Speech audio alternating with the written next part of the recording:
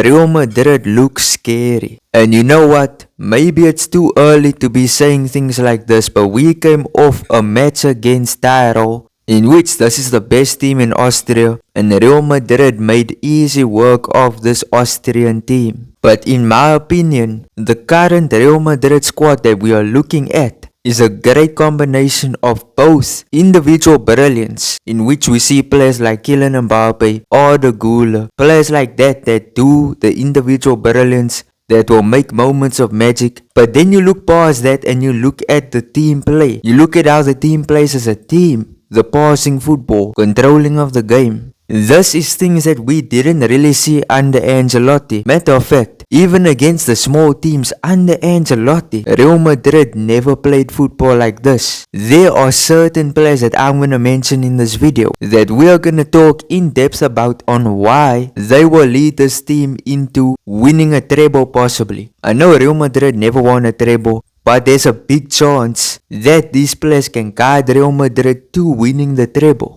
The first player is a guy who scored 2 goals and 1 assist for Real Madrid in this match against Tirol. Who is it? It's the number 10 for Real Madrid, the new number 10, striker for Real Madrid, Kylian Mbappé. Now listen, after the Club World Cup, we gave him a lot of criticism, and to be honest, the criticism we gave on him is because of his defensive work rate. Now to be honest with you, in this match, we didn't truly get to see how good his defensive work rate was, because the team Real Madrid were up against were not really dominating position. Matter of fact, they barely even got any position in the match. So when it comes to defensive work rate, we must still see if the guy's improving. This new hairstyle, new squad number, and he's playing insanely good. Now when you watch these goals, you look at these goals, it looks very standard, it looks very, this is what Mbappé does type of goals. But there's something different. It's the fact that he's under a new coach and is excelling immediately. But now under Xabi, I think we're going to see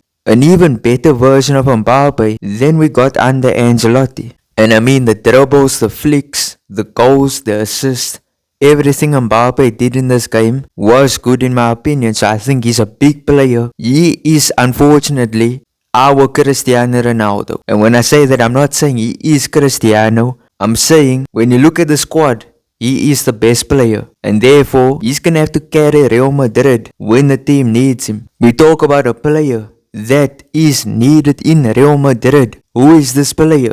It's honestly a player that I did not expect to break into the starting 11 so quickly. Arda Güler. I mean, listen, I know Real Madrid was successful without him, but now that I watch him here under Xabi, this is a whole different creature. This is a whole different version. He is better than we've ever seen him before. His passing is elite. The guy almost scored 2 bangers in this game. He hit the post once, in which this was just a wonder shot. An insane shot from Güler, to be honest. And then the second time he hit the crossbar, it came from a free kick. So listen, if these 2 went in, we would be just talking about him.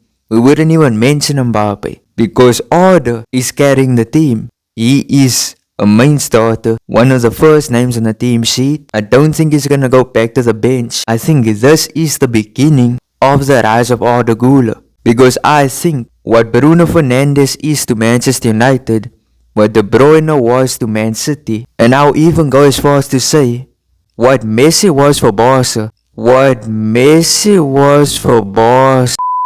Listen, that might sound crazy, but I think what Messi was to Barca, Arda might be that for Real Madrid.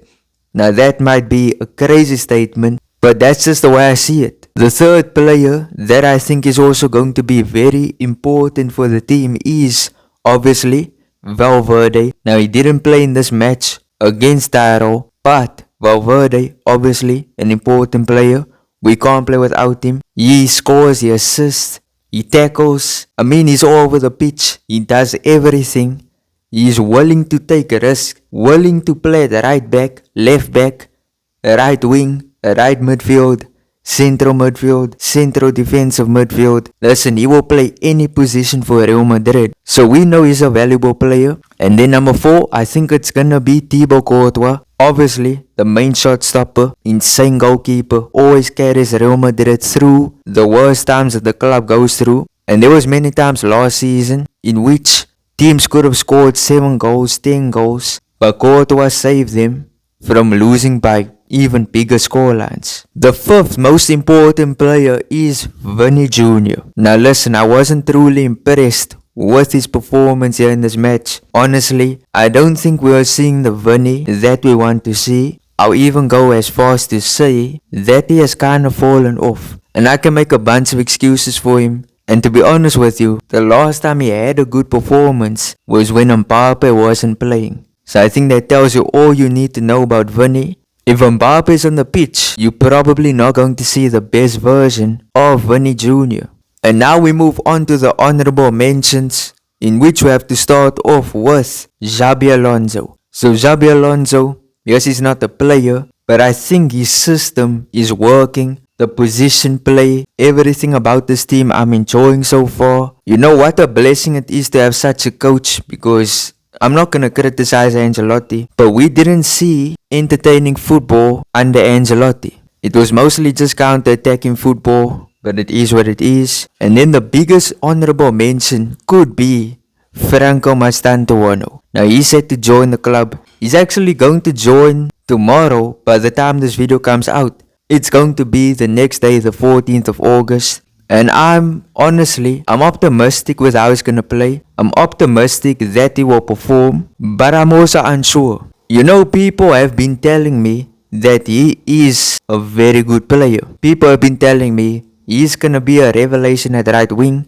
He's gonna immediately become a starter, immediately perform. But I'm gonna be honest with you, I'm gonna give it time. I don't know what to expect from him. I think he's gonna be a fantastic player, and I think by the 2026 World Cup, I think that is when we truly gonna be able to tell how good this player is. But I'm excited for him to join. We saw so many formations played in one match. We even saw Alaba in the midfield, and I found it interesting. Found it truly interesting. Is this something that Xabi is really going for? Is this something he's really gonna do? Because I think it's very interesting, and I kind of want to see more of it. We did also see Thiago Petach play, and he played for about 5 or 6 minutes. Looking at it from the positive side, he played quite good. In those 5 minutes, I enjoyed everything he did on the pitch. He pressed, he did some decent passing. He did have one opportunity to score, but that was kind of a difficult opportunity to score. But either way, I feel like he had a decent performance.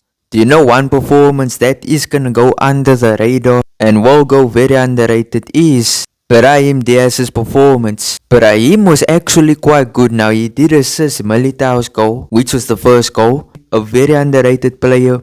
I feel like last season he didn't really perform, but the season before that, which was 2023/24, that was his best season for Real Madrid. I think we can see that Brahim Diaz come back. However, we are seeing something different for him because he's being played in the midfield. But that is my thoughts. Tell me your thoughts there in the comment section. But if you enjoyed, smash like, subscribe, turn on notifications. Peace.